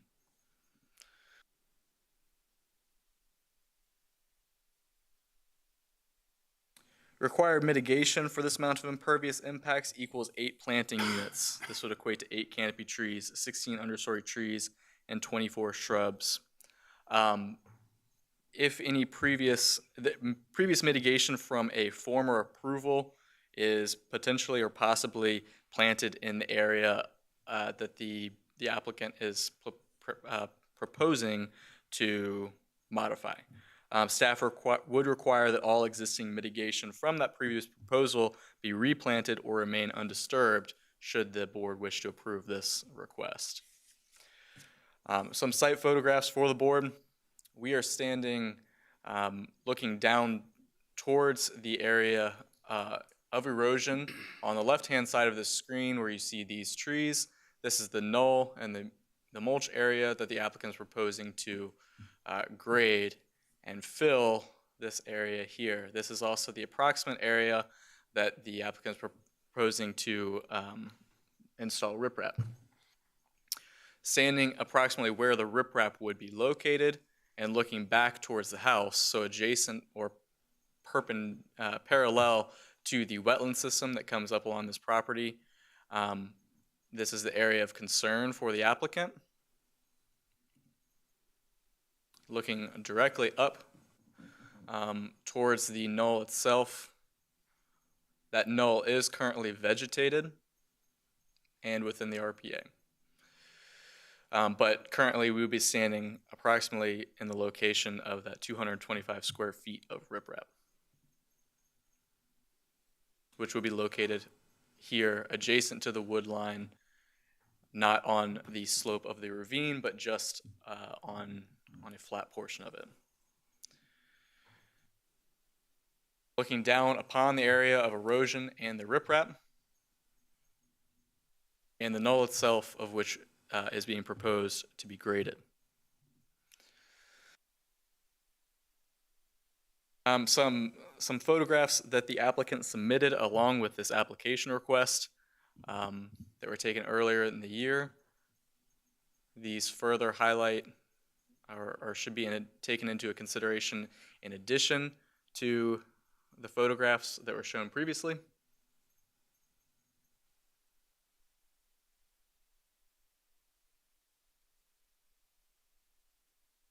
Staff has evaluated the application and exception request for the installation of a driveway, riprap, and grading.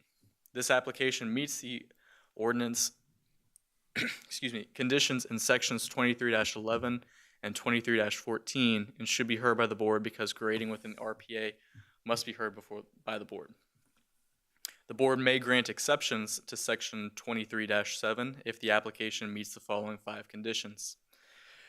The exception request is the minimum necessary to afford relief. Granting the exception will not confer upon the applicant any special privileges denied by Chapter 23 to other property owners similarly situated in the vicinity.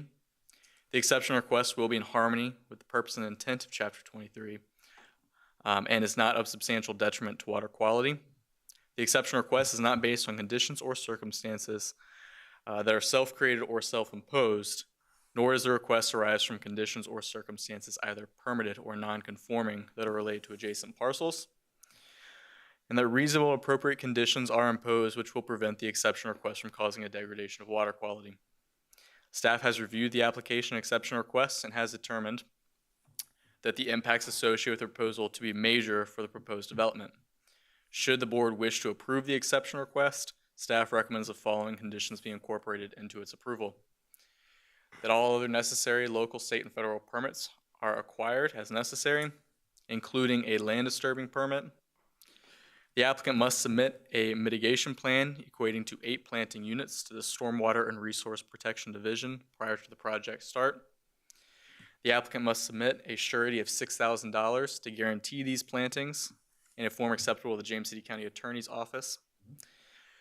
That this exception request approval will become null and void if construction has not begun by May 10th, 2024, and that written requests for an extension must be submitted no later than March 29th, 2024, which is 6 weeks prior to the expiration date of this permit. Thank you very much. Happy to answer any questions the board may have. Any questions for Mr. Long? Thank you, sir. Thank you.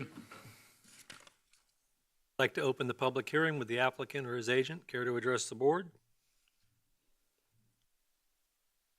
Good evening. Thank you for your time. I'm Edward Jordan. I live at 141 Riverview Plantation. Trevor, by chance, do you have those photos that I sent you of the other side of the driveway where the easement is? The reason I asked, I've currently been in this home almost 2 years. And this area here, here's my current driveway. I guess my property line is here, and there's an easement here with the dashes here. And I've had, I think it's VDOT come out. There's a pipe that goes here from the other side of the road, and a pipe that goes under my driveway here. And this area here pulls up to the point where it almost floods my driveway, or either goes back to a drain here to almost at some point, sometimes I can't even enter my driveway. But that was my wife said, hey, we need to do something. Let's make another way into the house.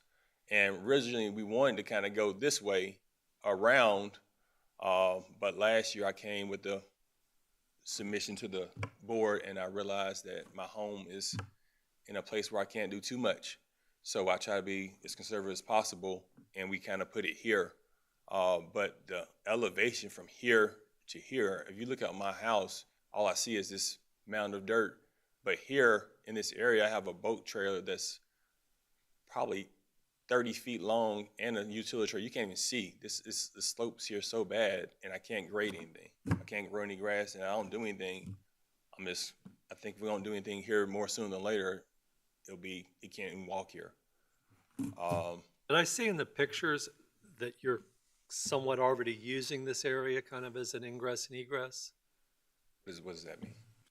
Driving on it. Are you driving on it now? That's the more my, if you go back to the picture, I don't know, but that's right here, the lawn guy rides a lawnmower here, pretty much shovels dirt around because you can't grow. It's mostly moss. And then when it rains, it's all mud. So pretty much, I don't know how, just listen to the board. I don't know from your meetings. I don't know how the dirt got there. I don't know if they moved it and from the house getting built and they put it there, but it's just. Well, what you're experiencing, Mr. Jordan, is the erosion that I was talking about in the last hearing is over time, what we see is site conditions change, Vegetation may become sparse. You may get a strong rain event that starts the erosion. I appreciate your desire to help fix the erosion problem. I'm curious, in your design, I'm not quite sure I understand the riprap function. Usually I would see that maybe as a toe structure on the filled slope to help anchor the toe and provide some stability, with the goal being to flatten out the upper areas to reduce the velocity of water creating the erosion. So I'm personally supportive of your desire to control the erosion.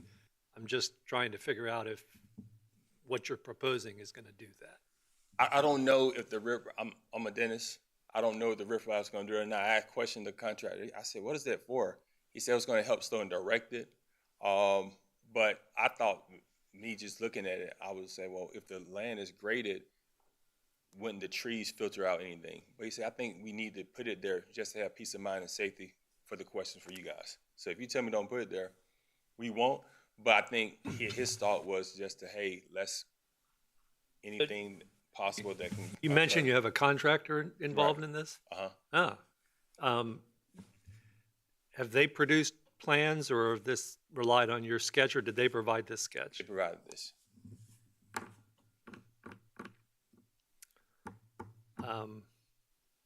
Thank you.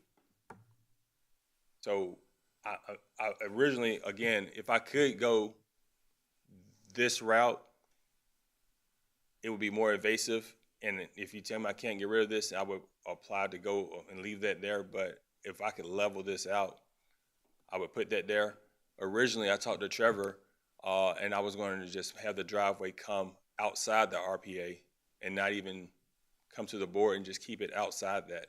But my wife wanted to get rid of the amount of dirt and fix the erosion at the same time. So I'm here.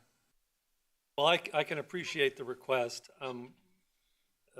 Obviously, we like to keep the buffer as vegetated as possible. So just an issue, an item of consideration for the board, but I'm not.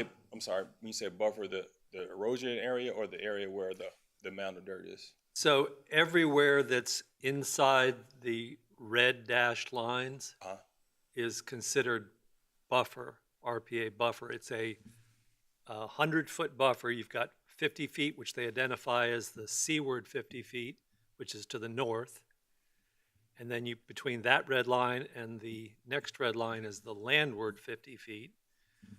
Together, they make up the 100-foot RPA buffer that encroaches off of the regulated resource, which in this case is a wetland.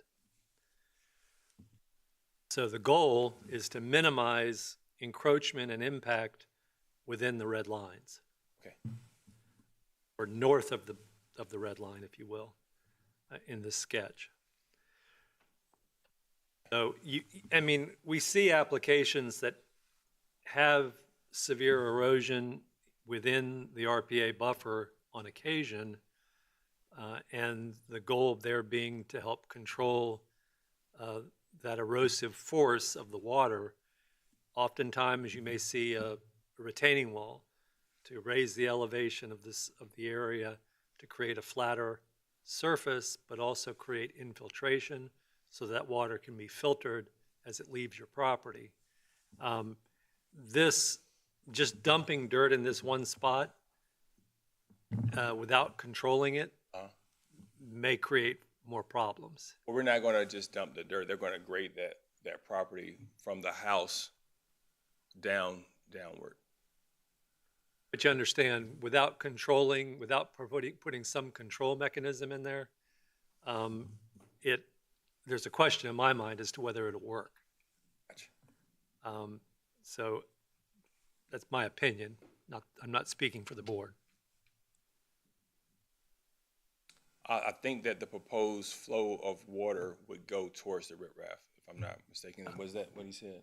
So I think that they're trying to redirect all the flow of water towards that area so that it's minimum. So hopefully it will increase the vegetation. Say something, the riprap, I'm wondering what control you're gonna have with large riprap, flowing around it, out under. If that's the real answer as far as controlling it, maybe, I don't know. I think the riprap is more for directional control. I mean, solid riprap, down there, or is it just, occasional riprap? I can't see what it is. I mean, I'm not sure what you got from the sketch you got here. During the Maybe site that's what visit, we're talking about, maybe, I don't know. yeah, during the site visit on Monday, I had them come, and I don't know if Trevor answered that question. Yes, I can speak a little bit to that. I did talk with the contractor about that riprap, and he's proposing it to be Class 1 stone. So the large riprap that you would see along shorelines, things of that nature. Well, Class 1 is Class 1, but not breakwater stone. Yes, yes, sorry. Thank you for that point of clarification. Any other comments, Mr. Jordan?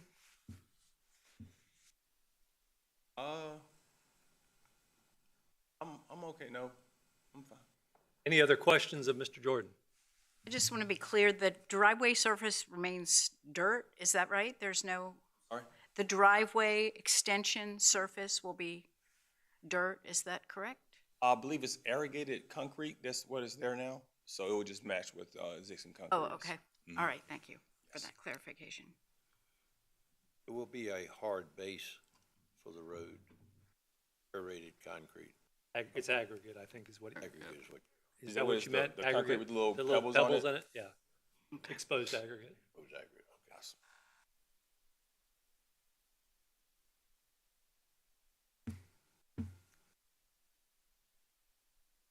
Yes. If hearing no other questions, thank you, Mr. Jordan. Would anybody else care to address the board on this matter? Please state your name and address for the record. Mr. Chairman, members of the board, my name is Vivian Carpenter. I live at 137 Riverview Plantation Drive, Williamsburg. For 23 years, my husband Mark and I have enjoyed the peace and quiet of our home at 137 Riverview Plantation. We have deeded access to the York River through the resource protected area in question. We are neighbors of the Jordans, which is, if you look at the blue square on the diagram, our property is to the left where it says Lot 3. Thank you. Thank you. For 23 years, we have enjoyed the RPA, along with the flora and the fauna it brings, such as migrating birds, raccoons, foxes, and groundhogs, to name a few. It is what attracted us to this property in the first place. For 23 years, we enjoyed their presence. That all changed about 1 year ago when James City County approved the building of what I will call the party pad at the Jordan property. That's case number CBPA-22-0051. Had we known what we know now, we would have opposed that project. And here's why. The entire summer of 2022 was spent listening to construction work, loud music, an increase in traffic, wrong way parking, and a dangerous curve. The workers drank alcohol, had open containers in their cars, out-of-date inspections, registrations on their vehicle, and most importantly, dumped their construction trash and beer bottles into the environmentally sensitive RPA and into the York River. We picked up their Modelo beer bottles at the community boat ramp. It speaks to the caliber of those hired coming into our neighborhood. The birds and animals we watched year after year are now gone. I'm telling you this because it is a direct result of the county making RPA exceptions and approving variations. So here we are 1 year later, and here we go again. We are bracing ourselves for a repeat performance of 2023 if this proposal is approved in its entirety. For 23 years, we and other neighbors in Riverview have used the Riverview Community Park for overflow parking of guests. It is a 3-minute walk from the Jordan's home. Why can't they do the same or make use of their very large golf cart? I don't want to look out my kitchen window, which faces the RPA and the river behind it, and see a 220-foot driveway, which used to be green space, with headlights shining into my home at all hours of the night. There is a 2-car garage and 4 spaces in front, as indicated on the diagram, for parking. So that's 6 spaces right there. Plus, if you look to the left of the current driveway, where it is a block, is a space for probably 2 more cars. So 8 in total. What is the purpose of having a driveway to park 3 cars? I don't understand. I don't understand moving to such a beautiful place and then destroying the habitat and the green space we so love. It is also our understanding that the septic tank is in the drain field is in the front yard. If this is the case, how is that going to be mitigated? I ask the board to please consider our own quality of life when you make your decision on this case. The board's decision affects us too. What is the point of having an RPA if we truly aren't going to protect it? My husband and I understand the need for the erosion mitigation. Absolutely, we can see it from our windows. But we strongly oppose a 220-foot driveway that will impact us for years to come. Thank you for your consideration. Thank you. Just a second. Public hearing's still open. Hold on a second. Would anybody else care to address the board? Mr. Jordan. Thank you for your kind words. And harsh ones. I moved here 2 years ago, and to say some things kind of hurtful is offensive. I got the letter the other day before I went out of town, and the neighbor came to my house, which I never really speak to. But he asked me, "Hey, I got this letter. Can you explain to me what's going on?" And I know this is not the forum for this, so I won't be long. But to accuse the workers of what they do, I don't know, and say, "Hey, the bottles were in the river." I did get a call, and I think Robin came out about some stuff that was in the RPA. They were still working.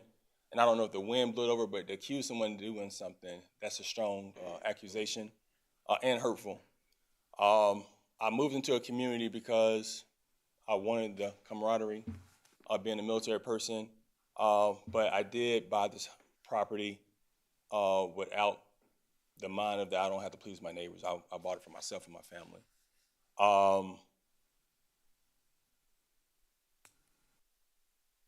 As far as the erosion, it is there, and the question what I need for my property I don't think that's neither here or there, and I don't think there's a time or place for it. But maybe I'm wrong. And as far as the septic field, I don't know where she's getting this from, because one, it's my property, but actually the septic tank for clarification, is actually in the rear of the yard. So I don't know where the information came from. I think it's public knowledge, but I'll have dinner with you. We can talk about it, and we can kind of hash it out if you like, but this is what I would like to do, and that's what I'm asking. Thank you for your time. Thank you, Mr. Jordan. Are there any other members of the audience that would care to address the board?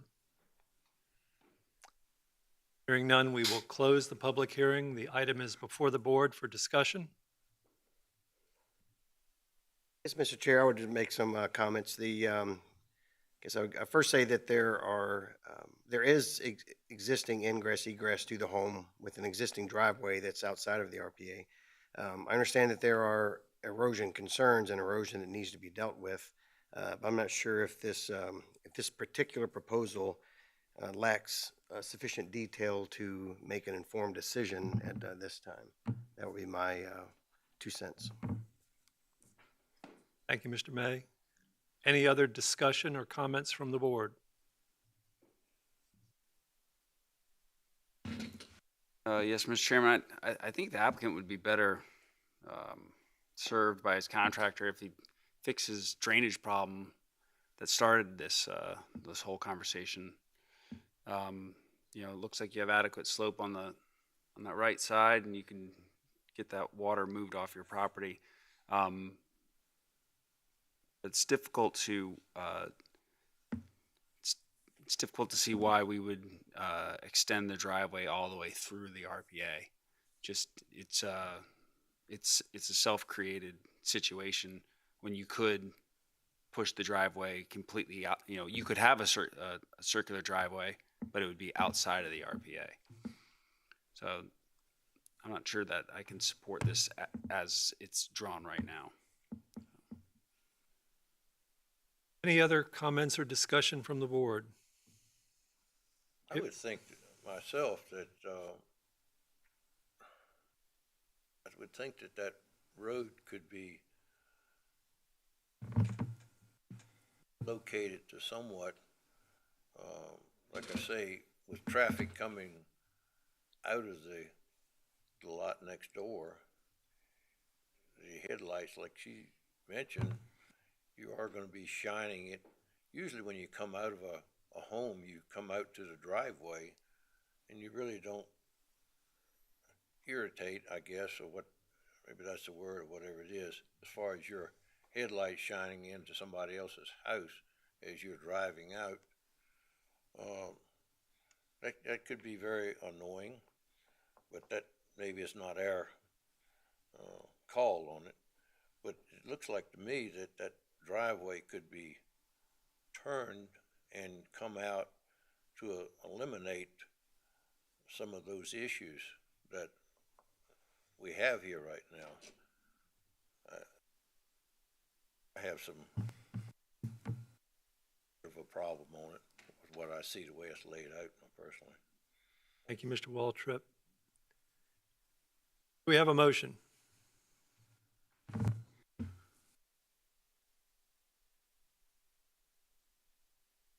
Mr. Jordan, I will open the public hearing for you to make additional comment, but please do so at this time.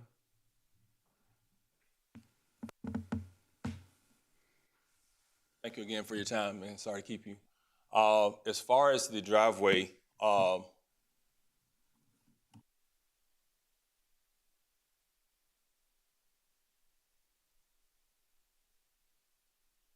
back to that drawing, I'm sorry.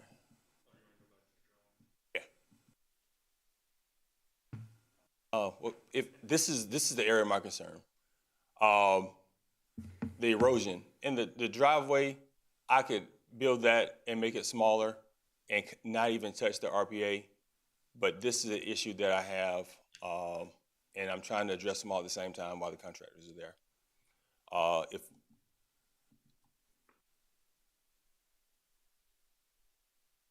I don't know how to go backwards.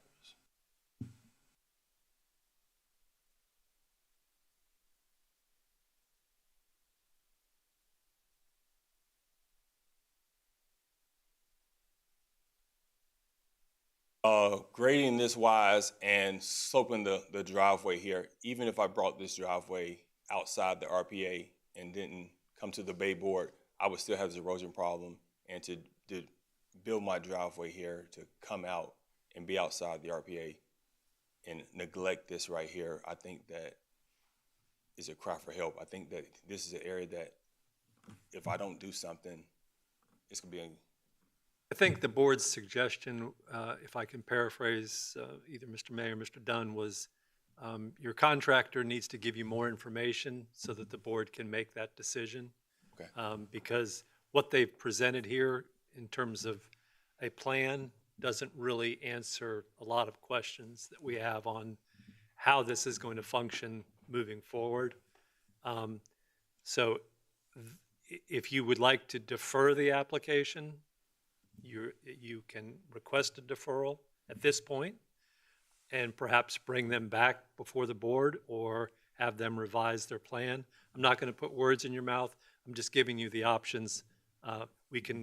Motion hasn't been made yet, so we're still in that process, but it's up to you how you'd like to treat the application. You can ask us to vote it up or vote it down, or you can ask for a deferral, request a deferral, and we'll vote on that. It seems like you guys want more answers, so I'm okay with deferral. Are you requesting a deferral? Yes. If you have no more comments, I will close the public hearing. Thank you, Mr. Jordan. Mr. Roadley, please reopen the public hearing. Sorry, my bad. The public hearing is now again open. The matter is before the board. You've heard the applicant. He is requesting a deferral. There is not a motion on the floor. Would somebody like to make a motion? Mr. Chair, I would make a motion to accept the deferral. Motion on the floor to accept a deferral request for Chesapeake Bay Board Case 23-0041 at 141 Riverview Plantation Drive. Mr. Wilson. Motion is to defer. Mr. Waltrip? Yes. Ms. Bowie? Yes. Mr. May? Yes. Mr. Dunn? Yes. Mr. Roadley? Yes. Motion passes 5-0. Thank you. Next item on the agenda, CBPA 23-0040 at 112 North Turnberry, construction of a single-family dwelling. Good afternoon, Mr. Chair, members of the board, Robin Benedict, watershed planner. Mr. Mark Adam with Black Tip Associates has requested a deferral of this application for exception to the Chesapeake Bay Preservation Ordinance while the site plan is finalized for the project. Staff concurs with this request. As this case has been public notice, staff recommends that the public hearing be opened and stay open until the June meeting, at which time the case will be heard. Thank you very much. At this time, I'll open the public hearing to remain open. There is a motion or a request by the applicant to defer. Can I have a motion? Mr. Chairman, I make a motion to accept the deferral request for case number CBPA Tech 23 Tech 0044 at 112 North Turnberry. Motion to accept the deferral request. Mr. Wilson. Motion to defer. Mr. Waltrip? Yes. Ms. Bowie? Yes. Mr. May? Yes. Mr. Dunn? Yes. Mr. Roadley? Yes. Motion passes 5-0. Next item on the agenda is board considerations. Seeing none, any matters of special privilege, Mr. Wilson? And is there a motion to adjourn? So moved. All in favor, say aye. Aye. Aye. We are adjourned.